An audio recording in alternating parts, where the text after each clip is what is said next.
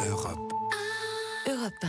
Didier François pour parler international, c'est véritablement le coup de théâtre du week-end. Didier, la promesse faite par Kim Jong-un, c'était samedi de suspendre tous ses essais nucléaires et tous ses tirs de missiles balistiques. Oui, et puis en plus sans la moindre compensation, comme par exemple le retrait des troupes américaines de la péninsule, ce qui était systématiquement le cas jusqu'à présent. On est donc bien entré dans une nouvelle phase des relations entre le régime de Pyongyang et les États-Unis, une approche enfin, j'ose dire, beaucoup plus sérieuse des affaires, surtout quand on se souvient des noms d'oiseaux qui ont volé au cours de toute l'année 2017 avec un Donald Trump qui menaçait le petit homme missile ou le petit gros de complète annihilation, et un Kim Jong-un qui lui promettait de discipliner par le feu le vieux gâteux américain mentalement dérangé.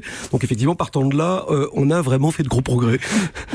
Oui, c'est sûr. Qu'est-ce qui explique, dites-moi, un changement aussi radical de posture ? Alors, la première chose, c'est qu'au cours de l'année 2017, quand même, la Corée du Nord a fait un bond en avant considérable, tant dans ses capacités nucléaires que dans son programme de missiles balistiques, avec en septembre une explosion souterraine d'un équivalent de 250 kilotonnes, ce qui est vraiment beaucoup, et au mois de novembre, le tir d'un missile d'une portée théorique de 10 000 km, donc capable de toucher l'Amérique. Alors bien sûr, les Américains savent que Pyongyang ne maîtrise pas encore totalement l'arme nucléaire, en tout cas du point de vue opérationnel, mais les progrès sont tels que ce n'est plus qu'une question de temps. De son côté, le régime nord-coréen, lui, voudrait éviter de poursuivre des recherches qui coûtent extrêmement cher, dès lors qu'il peut obtenir la reconnaissance d'un statut de puissance nucléaire régionale.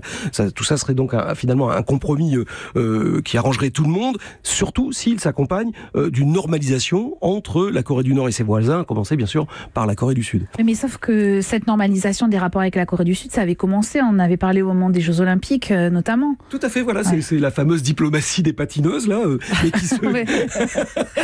mais finalement ça marche. Écoutez, ça fonctionne. Ouais. Voilà, les deux Corées ont ouvert vendredi une ligne de téléphone rouge. C'est tout à fait nouveau, ça aussi. Elles ont prévu une rencontre à la fin de la semaine pour discuter d'un traité de paix qui mettrait donc officiellement fin à cette guerre qui, pour l'instant, est toujours officiellement active puisque on reste dans le cessez-le-feu de 1953. Donc enfin, tout ça est un ensemble de petits gestes, mais qui sont suffisamment importants pour que se tienne début juin, là, le sommet que tout le monde attend entre Donald Trump et Kim Jong-un.